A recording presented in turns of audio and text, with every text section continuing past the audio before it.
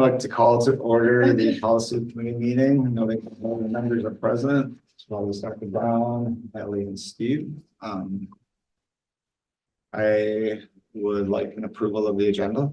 So moved. Second. All in favor? Aye. Aye. I did not receive any public comments, so we're going to jump right into that.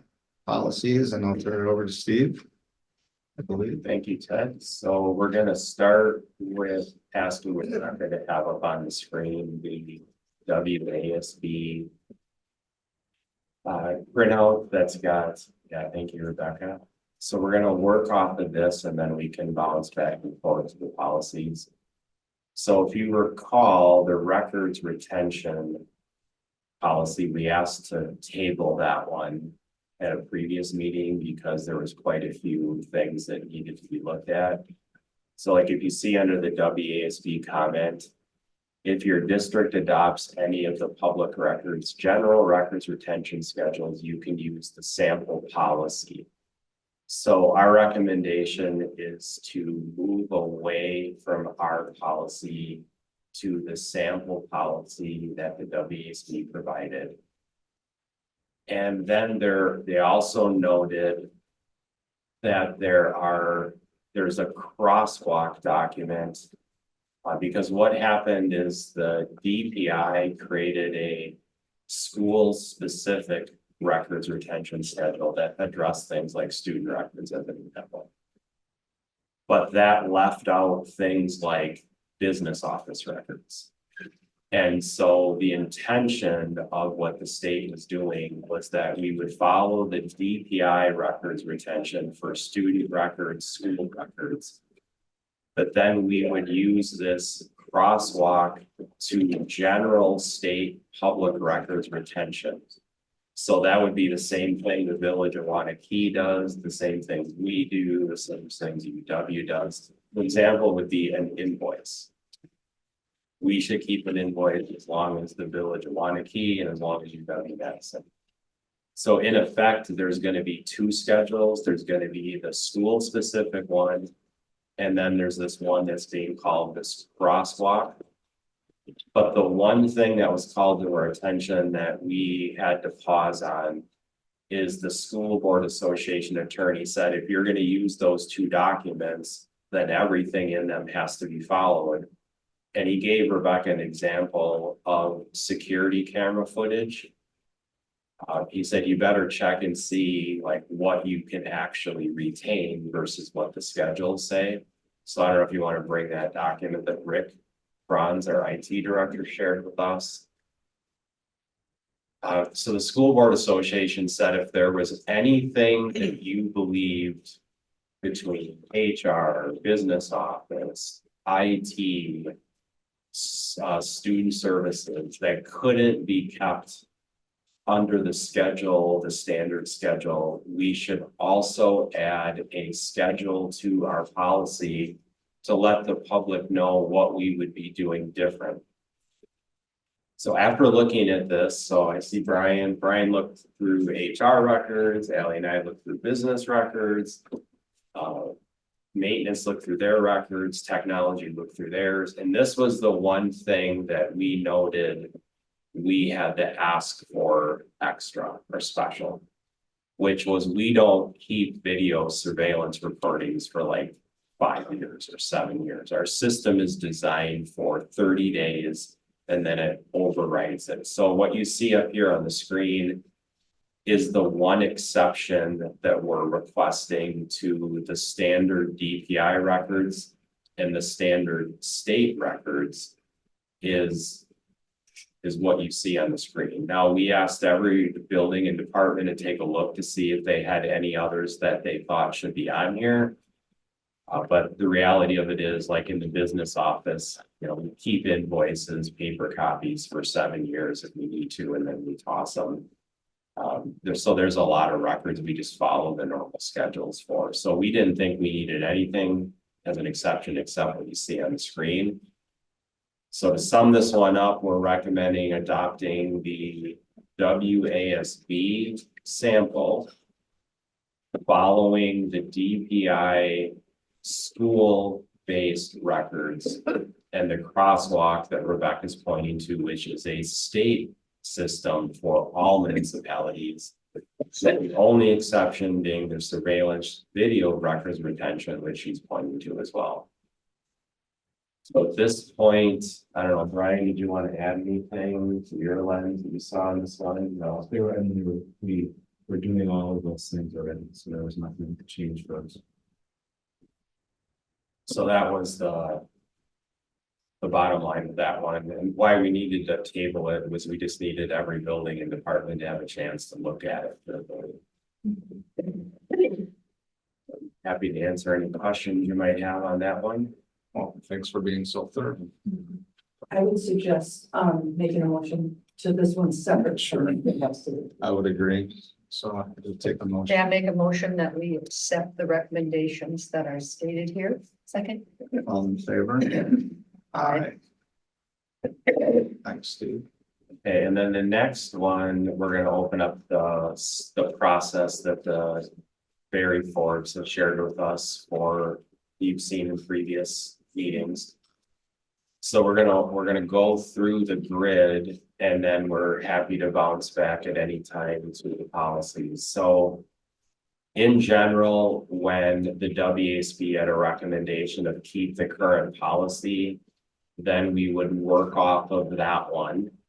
And then we would look for anything like name, title changes that we had from the last time we did this, or any language changes that we just felt were a little bit off from what you would say today. As an example, one of them called citizens, lay citizens, which just isn't really a term that's used anymore. So we crossed off the word lay to have that be a little more consistent with what we typically use for language today. And so then you see in the far right column, agree with WASB, including edits. The agree means, so we kept the current board policy and then we just made the edits. So if you would prefer, like we can bounce back and forth, so like Rebecca can leave this up and then she can pull up the 810. Or if you prefer, we can go through this document and then we can go back and bounce back to the policies, whatever is easiest for you to go back and forth, which would be fine for us. I think we should use this document, Okay. and then if there's an issue, bring it on. Okay, sounds good. So that's 810. 811 is keep current policy. This is community involvement in decision making. He is saying that the policy resource guide provides a sample, but it doesn't provide basically what our policy does. There's no legal requirement for such a policy. He said your policy is acceptable. In the far right corner, we said agree. So again, this was the same kind of concept, but we just went and took a look at it, felt like ours was still applicable today. The third one, use of students. Barry suggested we keep the policy, but he did note that he felt it was missing a statement. So like if you read under his comments, there's a statement that says you might add a statement to this policy to that effect. Such a statement is not required, but might be a good reminder. So I worked with Rebecca to find a spot to plug that in. Basically what he was stating that the recorded communications under the policy that use students or capture student images may be pupil records, and that such recordings should be kept consistent with the pupil records laws. So he was just stating that even though this is a community policy, if students are being recorded, then that would be, it'd become a student record. So you'll note in that policy where Rebecca added that language in for his recommendation. So then on the far right, we just said agree with WASB, including edits, and then we added the and the statement. So that's new. And then with all of them, we would do whatever edits we thought needed to be updated. The news media, with that one, they don't have a sample. We said keep our current policy, and we just wrote agree with WASB. So that's 822. 823, access to public records. So for this one, he's stating that our policy should be replaced with 823 policy 1. He's saying since adopting that policy, there have been significant updates. He incorporated the relevant provisions from our current policy into the draft. And then basically to the right, we said agree with the WCSD, including the edits. So you'll see in there that that's the PRG 823 policy 1 is being recommended for access to public records. The next one is the notice and the fee schedule. So consistent with the prior one, he's suggesting we go with the PRG 823 exhibit. He's saying again, there were significant updates since our adoption. He's putting the most relevant information in there. He's saying you should review the fee schedule to make sure the fees reflect your actual costs. Dr. Brown, I know you've been making sure we've been utilizing the fee schedule. I don't know if there's anything you wanted to add on that. I know we've been charging people now. No, we're good. Yes, everyone has to pay. Wasn't there an issue that when you have, and an administrator or somebody has to go and look for student records, they have to make judgments. It's not just copy. So how do we cover the time that you have to spend, or, you know, how do we recoup that if we don't? There's nothing in the policy for that, is there? We have a standard fee that I'm aware of. I've been working with Brian on some of those requests. I know Brian can speak more to what all that entails. So your question is a good one, but it's kind of a complex answer. So we can charge and have begun charging people for the location of records. In other words, like, you could think of it as going into the file cabinet and looking through stuff. Or you can go into the electronics files and start looking for stuff. That is location. The second part of the, because a public record might contain information that's confidential. The protection of confidential information, you can't charge for. So when we charge people a fee for that now, and again, you can only charge the fee for the lowest cost employee that has access to the information. Case in point, electronic records. Generally, Rick and I are doing a lot of that search, but there is another individual in the organization that answers or that reports to Rick that has that access, but we don't necessarily want that person doing this work or into this information. So we have to use his hourly rate for the time that Rick and I put into the search of our location. But then once we get to the location and we have to redact things, there's no charge for that, which is significant. I mean, Yeah. That's probably more time, generally more time than it is locating records, but that's not permitted to be charged. And we've had kind of a attitude, it seems like people are requesting. And I know it upsets a lot of people, the amount of time that it takes, but yet, are we opening a can of worms if we make that public and saying we're complaining about all the people who want public records? That's not a good PR look either. But the reality of how much time the district is spending on what I call frivolous requests.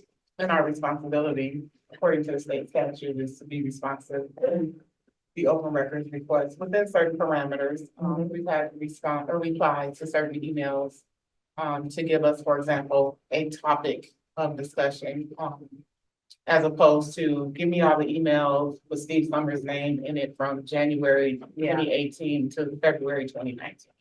So we've had to respond by asking the requester, the person who's requesting, to streamline, so we have a better sense of what they want, but it still can offer up an inordinate amount of time the locating piece is not the thing, it's the going through. We have to read the open records request as well. We have to redact names if necessary. So, I mean, in full transparency, from my perspective, sometimes it's a distractor from the real work that we should be doing to fully educate our students. But we're living with that. We are, because we have a state statute that we have to be responsible to regarding open records. And we're So, restricted as to making it harder for people. We can't do that either. So. Okay, no, and Kurt, actually Kurt, our council has also provided some. Sometimes I'll email him and say, oh, you know, it seems like to be pretty expensive, and then he'll help us narrow it as well, so. Are you responsible if they keep it really broad, and you ask them to streamline it? And they say no. Do you know what I mean? Like if they keep it like wide open, you have to provide all of that information. You don't have to. No, it has to be, the request has to be, and Kirk has shared this with us, the request has to be within reason. Yes. So, and reason can be relative, right? Right. But you do have to provide a topic and, but the window can be extensive. It is possible to say no to an open records request if it's not reasonable in scope. It's tenuous, you know, to say that, but then what you can make an estimate of what the cost would be for something like that. And cost could be really humongous, right? And so, but different organizations have different philosophies, Judy, to your question of, you know, what do they do? Like some organizations actually have public records requests rates, you know, available for everyone to see. Like here's who asked, here's what was provided. There's different philosophies of how you do that. what's ours? We generally don't release that information publicly. I can't recall which school districts, but there were some school districts that made that a part of their board agenda. To say we received the following open record requests from the following individuals. We've never done that, so you know, that's not our philosophy, but that's. And then once they get these records, they're free to share them with whoever. They're considered public information, right? Once we give them, once the public is legally entitled to them, minus anything that we have to protect. Once the public has them, what they do with them is up to them. Okay.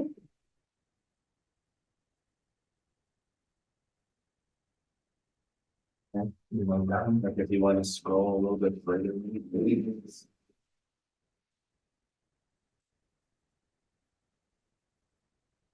Okay, so then community use of school facilities.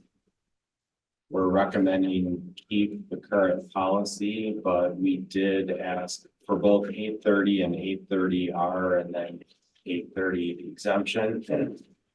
Rebecca was working with Nick to make sure he had an opportunity to look at those very carefully.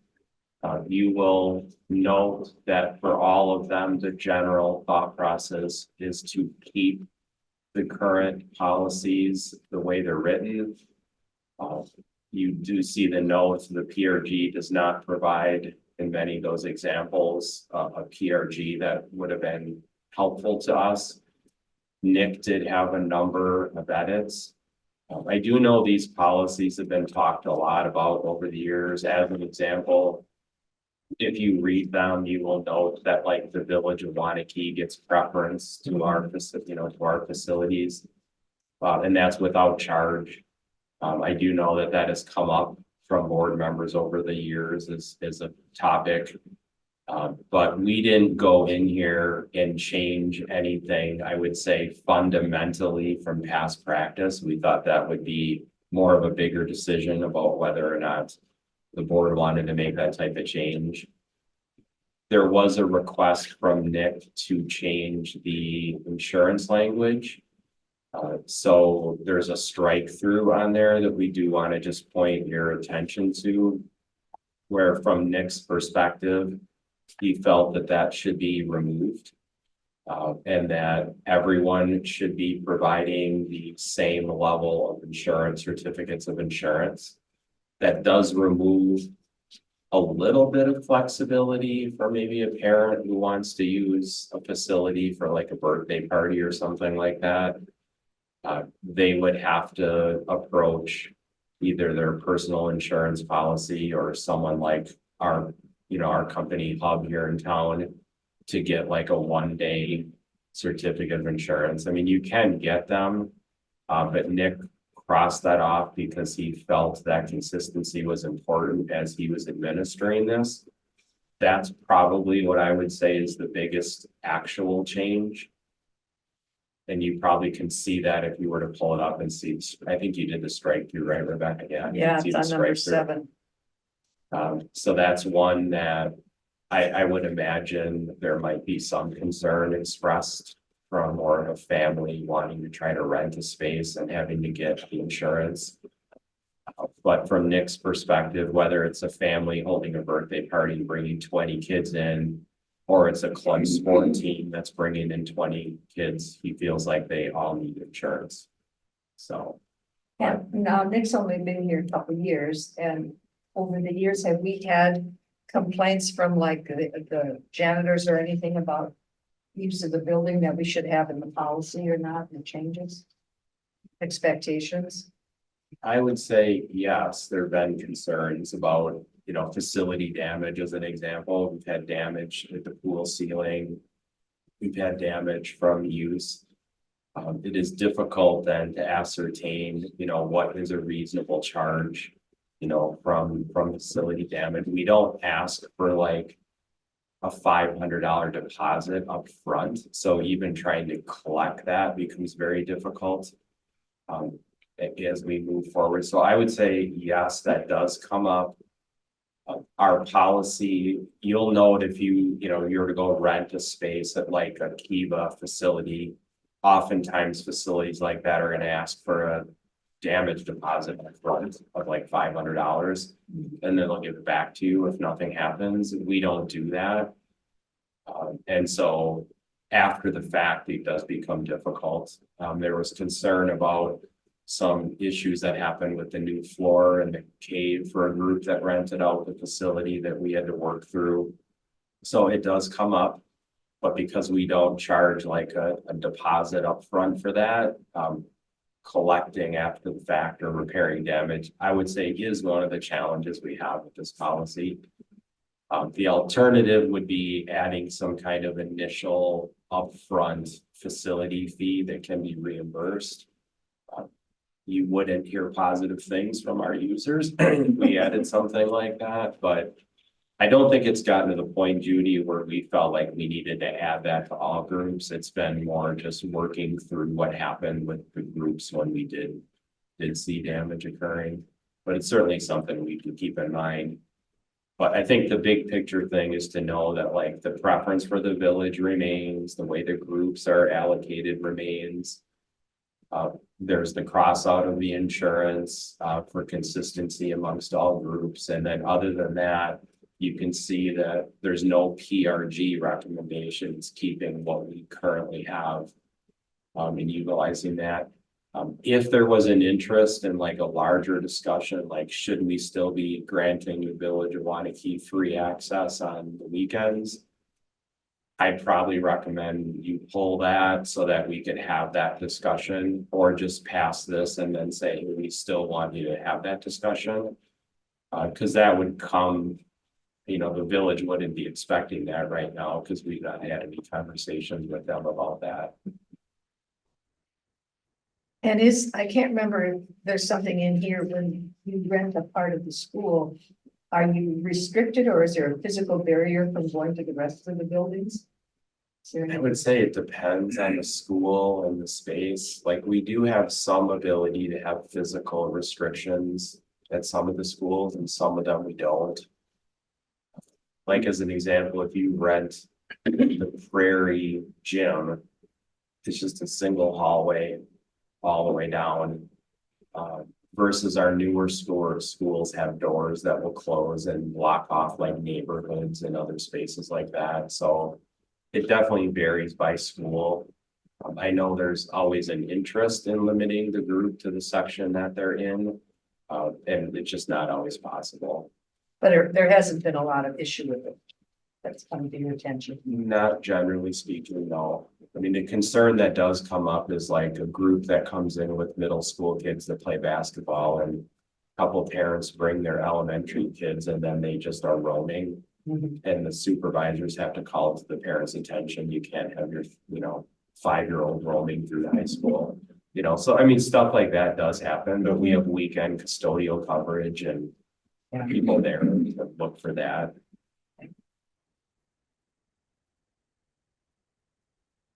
I think we should, kind of leave it as it is, and if there's a problem, revisit it then and not try to. Probably have the discussion around the custodial time, though. That's where we always have been Yeah, having cover that. issues in terms of resources there and really have that discussion related to this. I think it would be a good idea. Board level. And the only other thing I'll just throw out there, because I do think this is going to be a good future discussion with this theme, is the facility committee approved new meters that we have installed in all of our buildings. The budget committee approved a 3-month trial with Allie and I for a program called Data Wrangler. We're starting to get data out of that system. And it does let us do things like we can now tell that, let's say, a traveling basketball league rents the high school field house on a Saturday for 4 hours. We now can tell what that costs. The important thing to note is it's being absorbed and paid out of our Fund 10. So like the district's educational fund is picking up quite a few of the costs still related to community use of the facilities. And to your point, Ted, we may want to bring this back ultimately as the facility committee or the budget committee decides whether this trial program that they offer us should be continued. Because one of the strengths of the system is the ability to identify the costs that really the district is covering that are coming from community use of the facilities.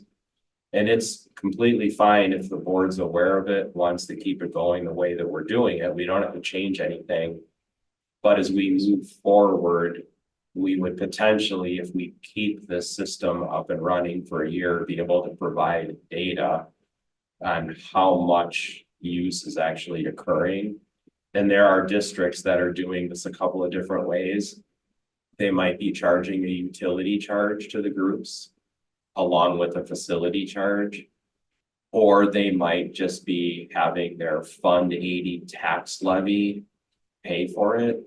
There's different approaches that boards are taking, but we're going to be in a position to have the best data we've ever had regarding our true costs for these programs if that data wrangler system is kept long-term.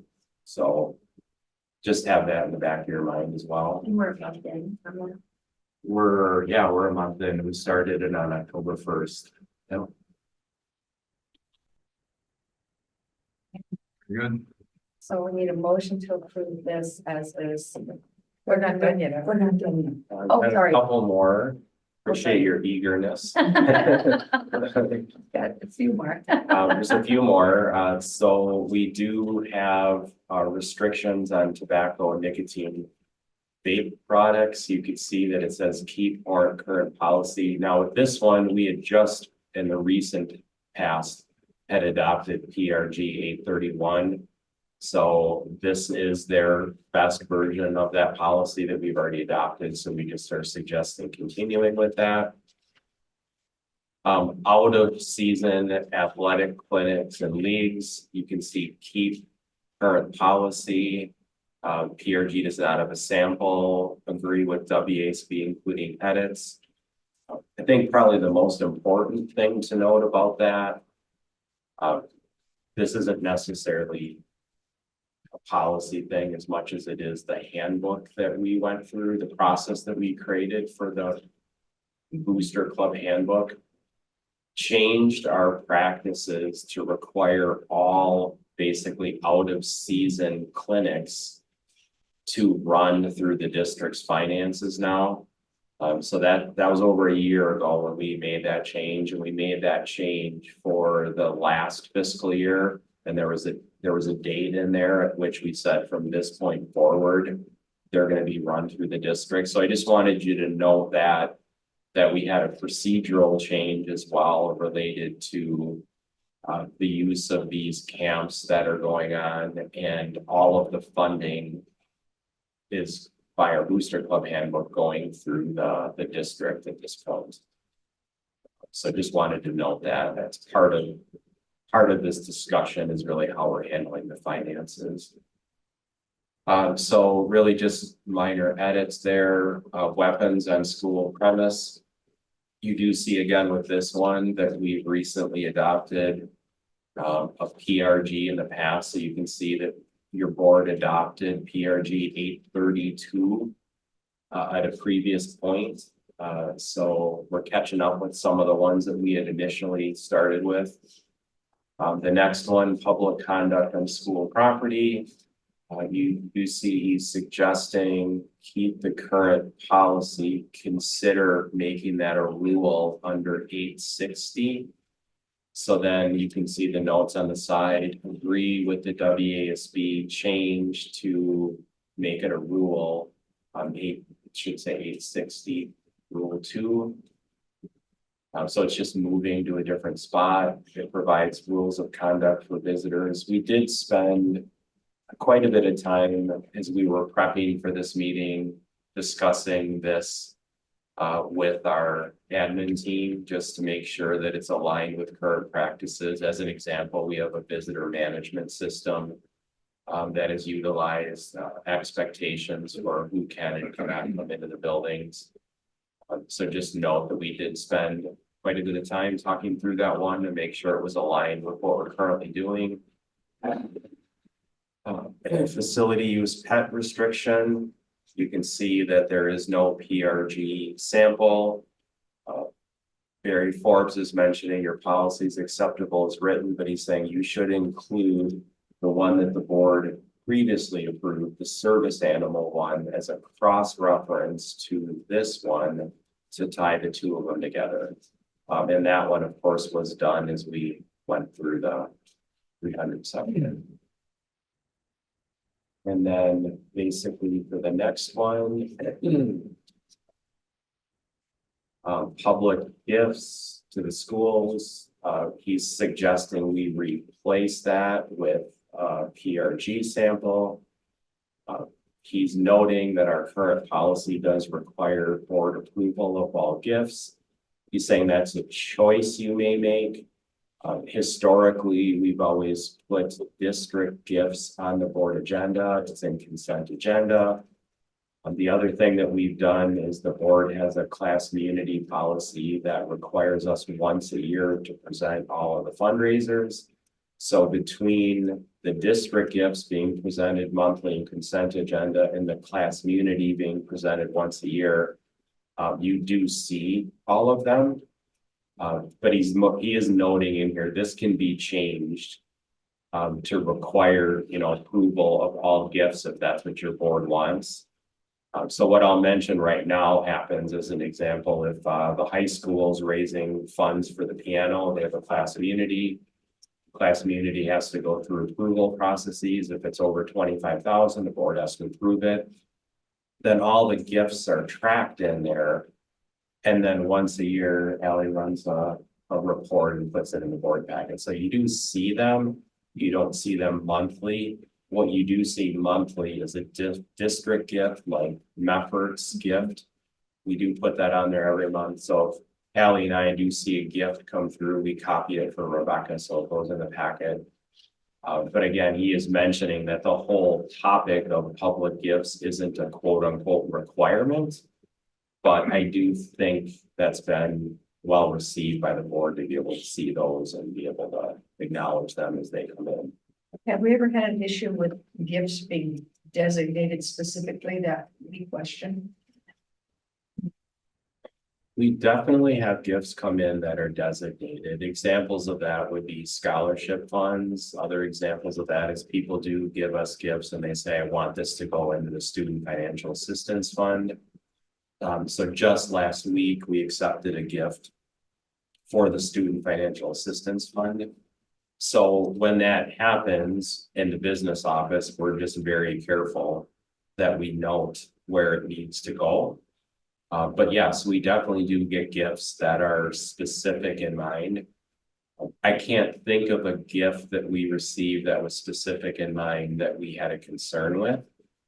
I do know in the past, I should say that one of the concerns that came up is really gifts that then resulted in facility investments, and then the board didn't know about it. So the policy on facilities was changed so that any facility enhancements have to be approved by the facility committee. Because in the past, like there may have been a $5,000 gift to put a shed up somewhere. And then the board had no idea that more sheds were going up. So we now bring those to the facility committee. A good example is the one from Prairie. Last month, the storybook walk. When I saw that, I immediately said, oh, time out.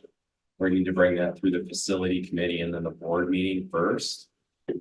So that was an issue in the past, Judy, and I think we've got that in a pretty good spot now. As I think there's something in here where it says if it's gonna cost us to maintain that gift, we need to be able to say yes or no. Yeah. I can envision, and what you ask, are there any that would cause concerns? Think of books being donated. There could be certain things that might be controversial that it would be good that we're made aware of, that we approve, that isn't just, oh, hey, they donated these and we didn't know a thing about it. Yeah, and I think another example of that is we did recently have a business in town offer us gifts on tech ed equipment. But it was very dated, wasn't what we would be putting in with today's safety features, and we declined. So it does happen, probably more rare than not, but we do decline gifts if we don't believe what we're receiving fits the educational program today. Not common, but it can happen. So there are not stop gaps, but fences to gifts so that you look at certain things and say yes or no. Or Yeah, definitely when it's physical items. So as an example that came into me, I worked with the high school tech ed instructors and I said, here's the list of what we have, copied in the high school principal and Tim Schell, and said, happy to facilitate this if you feel like any of this can be of use. And they responded back that the equipment was just too dated for what they were currently using. So then we go back and let them tell them thank you, but we just wouldn't be able to utilize it. So it does happen. thanks. So sales on school property. So there is a PRG sample for that one. We thought that switching over to the PRG sample made the most sense. So you can see that we said agree with WASB, including edits. The next one, advertising in the schools and the exception. We did make, I'll call it a material change to this one. Want to make sure we're calling your attention to that. So we added Warrior Media as an exception to this policy. So if you do see the language that was added in that one. So the thought process behind that is Warrior Media has been out there utilizing student interns to seek partnerships with a variety of different businesses. It's been a while since we've updated this policy, and really kind of Warrior Media has continued to grow as a program. And we thought it would be important to note just specifically that Warrior Media is an exception, meaning they can seek a partnership with a coffee shop in town, put their logo up before a game starts, put their logo at halftime and then afterwards. And we just met last week with a high school senior who is interning for Warrior Media and is wanting to kind of continue that discussion with several businesses in the community. So that's the change that we put in there. It's important because what that allows Warrior Media to start doing is to help fund its own program. So right now, the board is basically funding Warrior Media out of our community service fund. And we view it as a service to all the families, grandparents, et cetera, community members who can watch those activities at home for free. And so we are currently funding that. And as Ally knows, the program has grown quite a bit in the last couple of years. So the budgetary requirements have increased quite a bit. As an example, they're now going to be covering hockey this winter. A year ago, they added equipment for the pool. So they're trying to cover everything. And so they're wanting to contribute back towards their costs by continuing to seek sponsorships and opportunities. And we thought this would be the time to have the discussion about making sure they're listed as an exception. If the board doesn't want that, then we would totally fund the program and ask them to go in a different direction with what they're doing. But it's been very well received, the discussions that we've had in the community with it. And they are following the guidelines under the policy. So we're not going and saying, oh, let's say accept an advertisement from a facility that's gambling related. So they're following the overall premise of what's acceptable and what's not.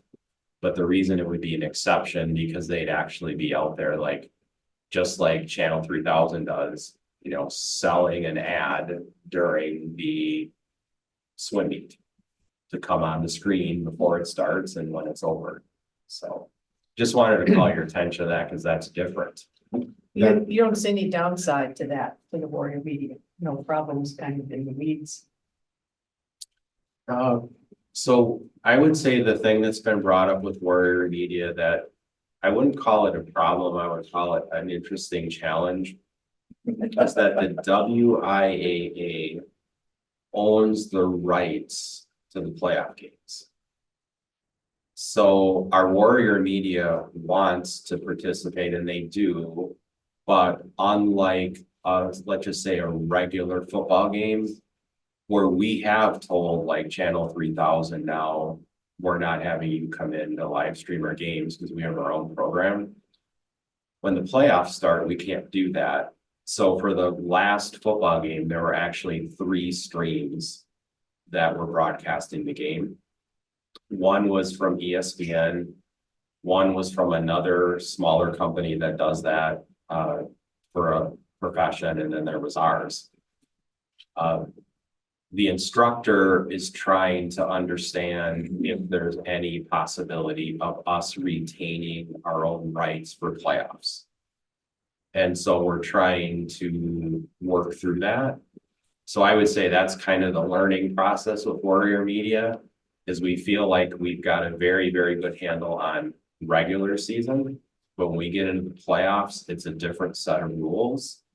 And so we have to be careful that when we're out, let's say, talking with businesses that they would understand the difference, like a football playoff game, we don't have the exclusive rights to broadcast that right now. And so Nick is working on that with the instructor to try to figure that out. We have one of the more robust programs in the state. There's others that are now trying to copy what we're doing. And so they're now running into the same things with their playoff games. And it's really new territory because the WIA just always got to control that. And they got to sell their own ads for it. So at some point, I know our instructor is going to try to see if there's any way for us to retain rights to our own playoff games, which is something we would have to try to see if we could work through. Oh, thank you. Yeah. I know. Okay, and then. Like we had talked about visitors to the schools. There was just a larger conversation amongst our administrative team, again, making sure that our practices reflect what we currently do. You do see that WCSD is recommending going with their sample policy and their sample rule. We have talked about those. One of the things that we talked about as an administrative team was not getting too specific, like actually putting a program that we use right now that someone has to scan their documentation into, because that's changed a couple times since I've been here. So we wanted it to be specific enough so people know that like what we're doing and what we're not doing, but also not getting too far into the details. The procedure one has a little bit more of the details, but that's something the team talked quite a bit about, just making sure it reflects our current practice. There was, in the sample as an example, it talked about like a parent coming into the high school and then having their 5-year-old with them and then walking the 5-year-old into the, and we were saying that's not our current practice. People have to use the visitor aware, they have to come into the office, they have to check in.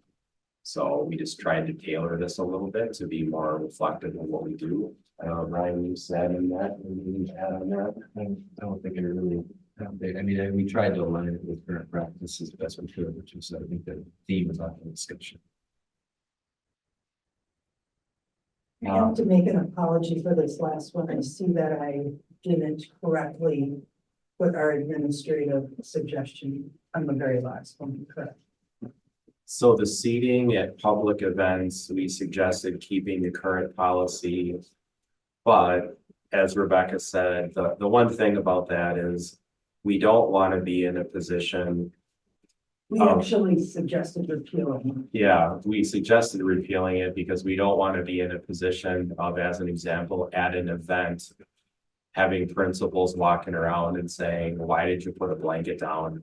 You know, why did you come into the basketball game at like 6 o'clock for the JV game and then put a blanket down and then really you left for a little while and then you had a good spot for the varsity game? Like, it didn't seem to be a good use of administrative time to be basically tracking down members of the public who want to come in and just sit in a certain spot.